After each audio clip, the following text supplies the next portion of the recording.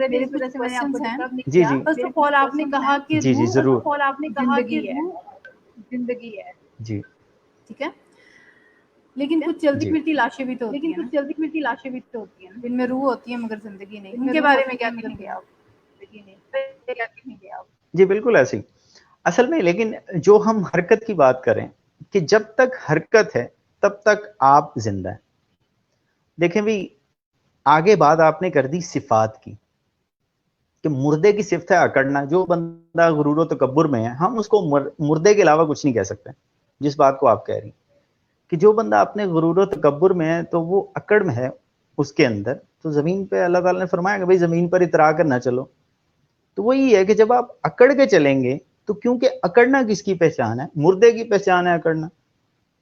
تو بھائی آپ تو چلتی پھرتی لاشیں ہوئے نا, جس میں انسانیت نہیں وہ چلتی پھرتی لاش ہے. سو یہ آئی تھنک آپ کے جو ہے کوشچن کا آنسر ہونا چاہیے. رمیش, اس میں ایک یہ بھی چیز آ جاتی ہے کہ سم ٹائمز یہ ہوتا ہے کہ آپ لوگ زندگی گزار رہے ہوتے ہیں بالکل ایسے جیسے آپ نے کہا کہ جانوروں کی طرح کھاتے ہیں پیتے ہیں, اپنی افزائش نسل ہوتی ہے اور زندگی ختم ہو جاتی ہے. اس کو زندگی نہیں جی کہا جا سکتا اگر انسان کے حوالے سے.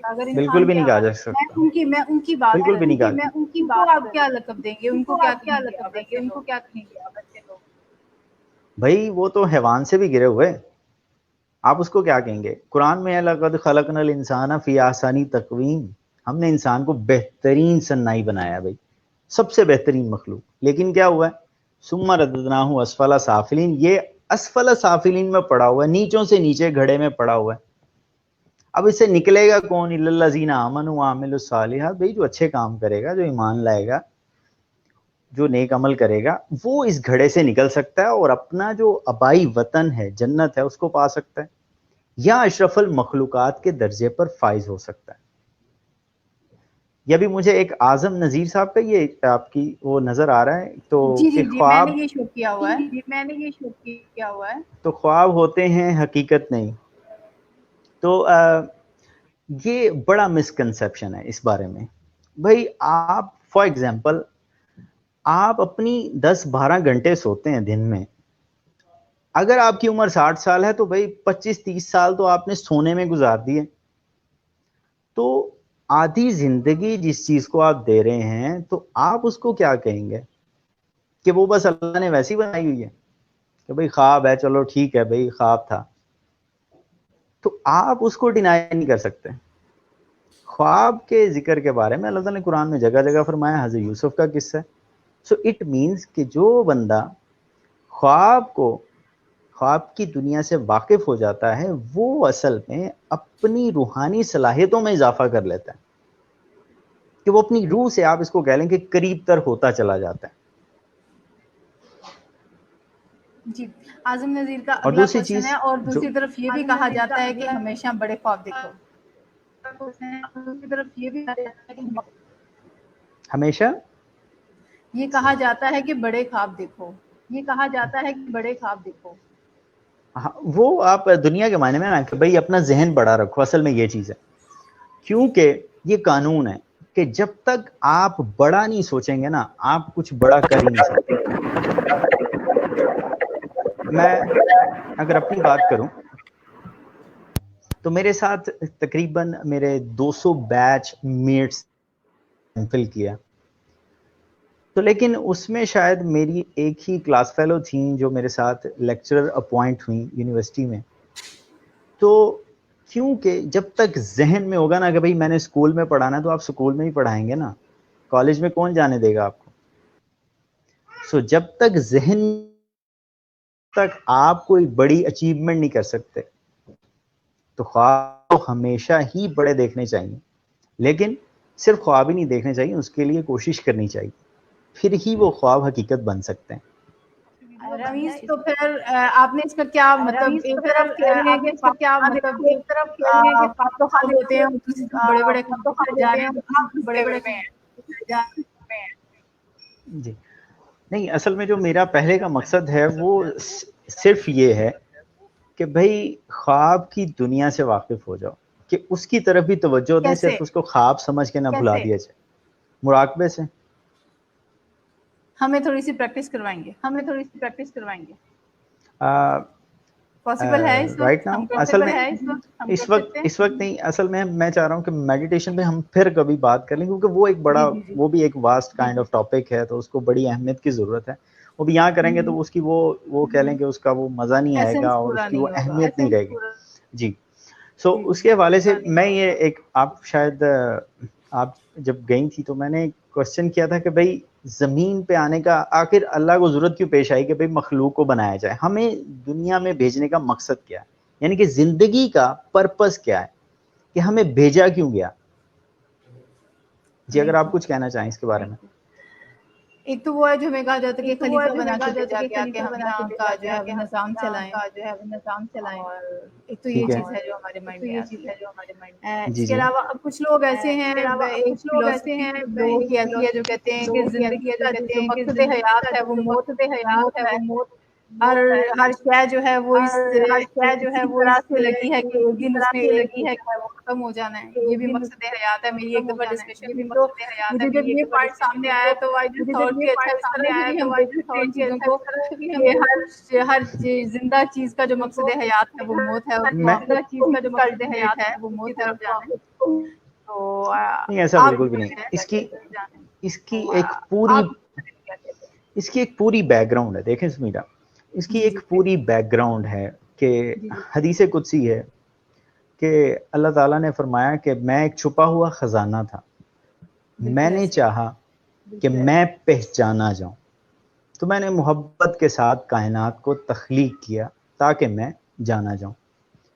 सो इस हदीस से एक बिल्कुल ही क्लियर कट मैसेज ये आता है कि भाई जिंदगी का मकसद, मखलूकात को बनाने का मकसद इसके अलावा कुछ नहीं है, कि अल्लाह ताला चाहते हैं कि बंदा मुझे पहचान ले।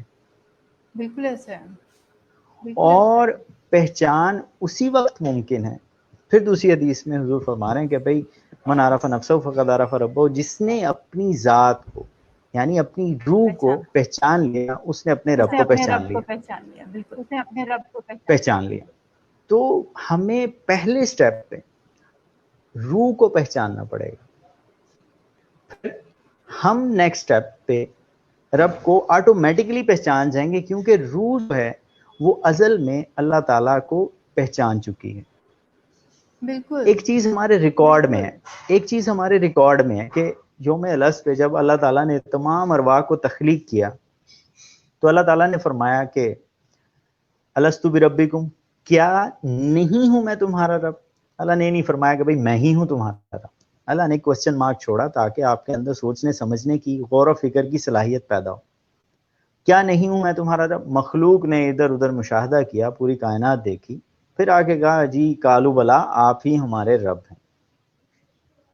सो वहां से एक सिस्टम शुरू हुआ, वहां से एक लाइफ का सिस्टम शुरू हुआ। एक जोन दर जोन हम आते रहे, लोहे महफूज पे आए, फिर नीचे आते गए, फिर इस दुनिया में आए, और फिर इस दुनिया में रहने के बाद कुछ देर क़याम करने के बाद हमें फिर चले जाना है, और फिर हम वापस अल्लाह की तरफ पहुंच जाएंगे। सो बात यह है कि अल्लाह ताला ने ये जो इम्तिहान गाह बनाई है, ये सिर्फ इसलिए नहीं कि भाई आए खेलें कूदें खाए पिए और चले जाएं। भाई अल्लाह ताला मौका दिया है कि आप अपने आप को एक्सप्लोर कर सकें कि भाई रूह क्या चीज़ है, आप इससे वाकिफ होके जाएं यहाँ से। और उसके लिए जो सबसे पहली प्रैक्टिस है वो मुराकबा ही है, जो हुजूर अलैहिस्सलातु वस्सलाम की अव्वलीन सुन्नत है, जो आपने गारे हिरा में परफॉर्म किया।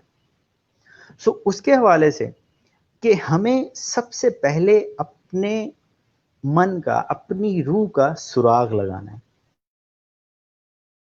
पहली बात तो ये कि हम इस बात को समझ लें कि भाई जिंदगी का जो अल्टीमेट मकसद है वो सिर्फ ये है कि हमने अपने खालिक की पहचान हासिल करनी। ऐसा नहीं है कि भाई आप खालिक की पहचान में सब दुनियादारी छोड़ दें, ऐसा तो हो ही नहीं सकता, क्योंकि अल्लाह ताला ने ये कारखाना कुदरत इसीलिए बनाया कि भाई बंदे यहाँ पे आए, काम करें, लेकिन काम करते हुए अल्लाह ताला के साथ जुड़े रहें, कनेक्शन में रहें। तमाम इबादत का मकसद ही है बनाने का। एक जगह अल्लाह ने फरमाया कि भाई हमने जिन्हों इंसको पैदा किया ताकि वो हमारी इबादत करें। तो इबादत जितनी भी हैं उनका मकसद यही है कि भाई हमें अल्लाह की पहचान हासिल हो जाए।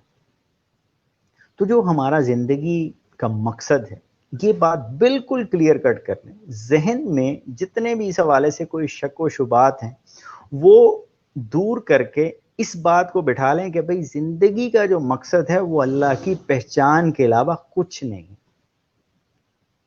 ایون کہ گریک فلاسفر بڑے بڑے نام، اس میں سقراط ہو گیا، پلاٹو ہو گیا، ایرسٹوٹل ہو گیا، انہوں نے کہا کہ بھئی اگر ایجوکیشن کا کوئی مقصد ہو سکتا ہے تو وہ یہ ہو سکتا ہے کہ انسان اپنی شناخت حاصل کر لے، اپنی ذات سے واقف ہو جائے. کیونکہ جب وہ اپنی ذات سے واقف ہوگا تبھی اسے کائنات کی، اس کو بنانے والے کی سمجھ آ سکے گی. پھر اسلامک فلاسفرز نے بھی یہی کہا کہ بھائی جس نے اپنے آپ کو پہچان لیا اس نے اپنی زندگی کا مقصد پا لیا. تو جب تک کوئی بندہ اپنی روح سے واقف نہیں ہو جاتا، اس کا علم حاصل نہیں کر لیتا، تب تک کوئی بھی بندہ اشرف المخلوقات کے درجے پہ فائز نہیں ہو سکتا. یہ بات آپ نوٹ کر لیں، لکھ لیں کہ بھائی جب تک زندگی کا یہ مقصد حاصل نہیں ہو سکتا، آپ روح سے واقف نہیں ہو سکتے جو آپ کی اپنی ذات ہے، تب تک آپ اشرف المخلوقات کے درجے پہ فائز ہو ہی نہیں سکتے. آپ اسفل سافلین میں پڑے رہیں گے. تو جس طرح مادی دنیا میں ہمیں فزکس کے ٹیچر کی ضرورت ہوتی ہے، کیمسٹری کے ٹیچر کی ضرورت ہوتی ہے، آپ اس کو ڈینائی نہیں کر سکتے کہ بھئی روح کا علم کوئی سیکھ نہیں سکتا. ایسی بات نہیں ہے کہ جس طرح ایک مادی سسٹم میں آپ میٹرک کرتے ہیں، بی اے کرتے ہیں، بی ایس سی کرتے ہیں، فزکس پڑھتے ہیں، کیمسٹری پڑھتے ہیں، ہر شعبہ جات میں استاد کی ضرورت ہوتی ہے جو اس کا واقف بندہ ہوتا ہے، جو سائنٹسٹ ہوتا ہے اس چیز کا، اس نے اس پہ پوری ریسرچ کی ہوتی ہے.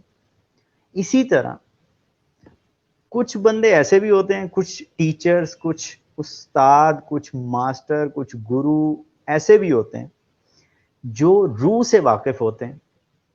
تو بھائی اگر آپ کو روح کے دوسرے رخ سے واقف ہونا ہے تو آپ کو پھر اس استاد کے پاس جانا پڑے گا جو اس سے آلریڈی واقف ہے. اب میرے جیسا بندہ جس کو پتہ ہی نہ ہو کہ بھائی ہم خواب کی جو تعبیر ہے وہ کیا ہوتی ہے، تو میں آپ کو کیا بتاؤں گا؟ میں کہوں گا اچھا بھائی خواب تو خواب ہی ہوتے ہیں جو آپ دن میں کام کر رہے ہیں، کیونکہ میرے پاس کوئی جواب نہیں، میرے پاس اس کا علم نہیں ہے. آپ مجھے مارکیٹنگ کا پوچھیں گے، میں کہوں گا بھائی میرے پاس وہ اس کا علم نہیں. تو جو بندہ جس علم کا اس نے مہارت حاصل کی، آپ اسی کے پاس جائیں گے نا اس چیز کا علم لینے. تو جتنے بھی آپ کہہ لیں علماء باطن ہیں، اولیاء کرام ہیں، دوسرے ہیں جو دین کی خدمات سر انجام دیتے ہیں، ہمیں ان سے رابطہ کرنا پڑے گا جو خود واقف ہیں. یہ نہ ہو کہ بھائی نا واقف بندہ، آج کل تو جعلی بہت ہیں، تو یہ نہ ہو کہ بھائی اصل بندہ ملے ہی نہ اور آپ وہی خواب کے خواب کی دنیا میں رہ جائیں. اچھا بھائی وہ خواب میں آپ نے اپنے آپ کو مرا ہوا دیکھ لیا تو آپ کی زندگی بڑھ گئی، شادی ہو گئی تو بھائی مرنے والے ہو.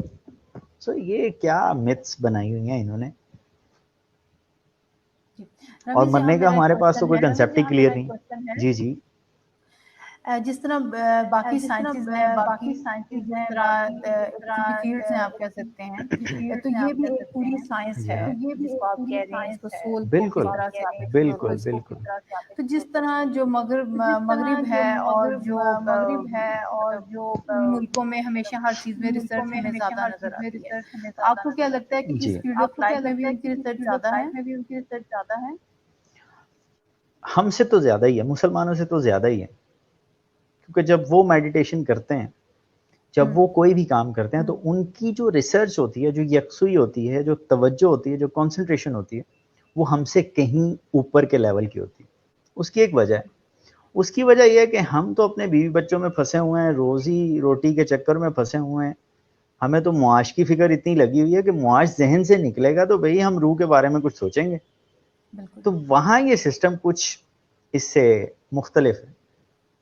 تو جو دوسرے ہیں، یورپین ہیں یا ایک ہمارے رشیا کے بھائی تھے، وہ بتا رہے تھے کہ بھئی وہاں پہ میں نے میڈیٹیشن کا بتایا تو وہ لوگ بڑی اس کے انہماک کے ساتھ اس میں متوجہ ہوئے اور ان کی کنسنٹریشن بہت اچھی ہے، کیونکہ ان کے ذہن میں یہ معاش نہیں پھنسا ہوا، یہ دوسری چیزیں نہیں پھنسی ہوئی. سو سب سے پہلے ہمیں اپنا ذہن خالی کرنا ہوگا. ذہن خالی تبھی ہوگا جب ذہن میں اللہ ہوگا. بھائی جب ہمارا بھروسہ ہوگا کہ بھائی روزی روٹی کا مالک اللہ ہے، کیونکہ رزق اللہ عطا کرتا ہے، تو بھائی جب تک اللہ نہیں ذہن میں ہوگا تب تک آپ ذہن خالی نہیں کر سکتے. تو پہلی چیز تو یہ ہے کہ ہمیں اللہ کو اہمیت دینی ہوگی اگر ہمیں روح کا سراغ لگانا ہے. تو میں یہ اکثر بات کرتا ہوں، بلکہ مجھے جہاں بھی کوئی پلیٹ فارم ملتا ہے کہ بھئی آپ زندگی کا مقصد تو کلیئر کریں نا. آپ کو پتہ ہی نہیں کہ بھئی کیوں دنیا میں آئے. یہ متس بنی ہوئی ہیں بھئی، اچھا بڑے بڑے عالم دین اس پہ بس ایک چھوٹے چھوٹے واقعات سنا کے لوگوں کا خون گرما کے بس چلے جاتے ہیں. بھئی آپ جو دنیا میں آئے ہیں اس کا مقصد تو کچھ ہونا چاہیے نا. اللہ تعالیٰ فرماتے ہیں ہم نے کوئی چیز بے فائدہ پیدا ہی نہیں کی. تو آپ آئے، کھائے پیے، بڑے ہو گئے، 60 سال کے ہو گئے، چلے گئے. 10 سال کے بھی جا رہے ہیں، 20 سال کے بھی جا رہے ہیں. تو دوسری چیز یہ ہے کہ یہ جو جسم ہم نے سمجھا ہوا ہے کہ بھئی یہ حقیقت ہے، یہی لائف ہے، یہ جسم بالکل حقیقت نہیں ہے. آپ 10 سال کی اپنی کوئی پکچر اٹھا کے دیکھ لیں، آپ مجھے دکھائیں یہاں پہ، میں تو پہچانوں گا ہی نہیں بھئی یہ سمیر ہے. تو میں اپنی تصویر دکھا کے کہتا ہوں بھئی کہ یہ بندے کا تو انتقال ہو چکا ہے. وہ بڑے دوست حیران ہوتے ہیں کہ یہ تو یار تمہاری ہے. تو میں نے کہا بھئی اس کا تو انتقال ہو گیا نا.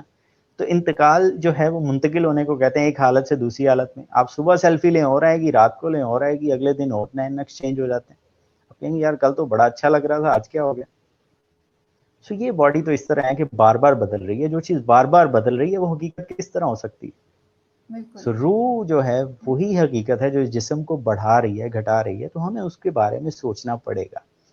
سوچنے کے لیے پہلی چیز یہ ہے کہ ہمارے اندر اس بات کا یقین ہو جائے، یقین راسخ ہو جائے کہ بھائی یہ باڈی کچھ نہیں ہے. فار ایگزامپل آپ نے کوٹ پہنا، آپ اتار کے اس کو رکھتے ہیں، آپ اس کو کہیں کہ بھائی حرکت کر کے دکھاؤ.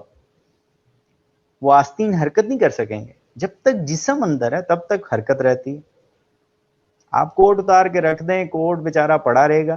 آپ اس کو کاٹ دیں، ہندو جلا دیتے ہیں، ہم دفنا دیتے ہیں.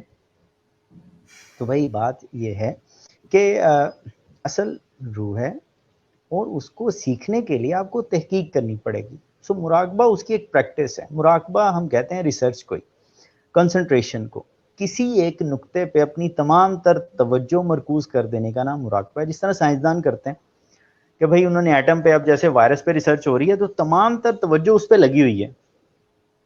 جب توجہ لگی ہوتی ہے تب کوئی نہ کوئی اس کا آؤٹ پٹ ملتا ہے. اس پہ ریسرچ ہوتی ہے کہ بھائی اچھا بھائی یہ ہاتھ ملانے سے پھیل رہا تھا.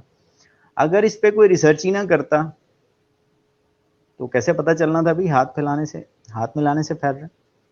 سو بات یہ ہے کہ ہم ریسرچ میں بہت ہی پیچھے ہیں اور مسلمانوں کے زوال کی وجہ بھی یہی ہے. دعائیں کر رہے ہیں کہ بھائی یہ ہو جائے ہمارے حق میں، یہ بہتر ہو جائے، اور اتنا ہی وہ الٹا ہوتا جا رہا ہے. بالکل ایسا ہے. دعا کی جاتی ہے، دعائیں بھی قبول نہیں ہوتی. دعا کی جاتی ہے، دعا کر رہے ہیں، دعا نہیں کر رہے نا. ہاں، عمل کے بغیر دعائیں بھی پھر ایسی ہیں جو وبا بن جاتی ہیں.